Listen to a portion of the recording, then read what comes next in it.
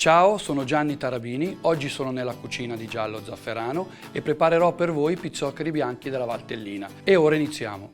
In una ciotola mettiamo il pangrattato, andiamo a introdurre il nostro latte, giriamo, un pizzico di sale e andiamo a introdurre la nostra farina. Il composto dovrà risultare morbido e non asciutto. Peliamo le nostre patate. Andiamo a tagliare le patate in piccoli cubetti. Adesso andrò a tagliare il casera DOP, anche lui in piccoli cubetti. Butto le patate in acqua salata. Vado a mettere il mio burro nella padella e andrò ad aggiungere l'aglio in piccoli pezzetti. Adesso andremo a cuocere i nostri gnocchetti, un'operazione che va fatta molto velocemente per non far sì che i gnocchi non si rompano.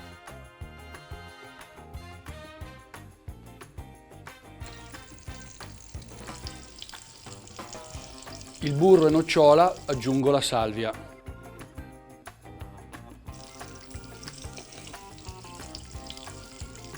Vado a scolare i miei gnocchetti direttamente in padella. Un po' di casera DOP e pesteda.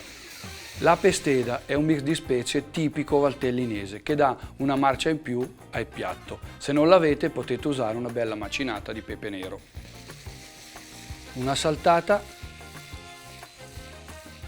e possiamo impiattare.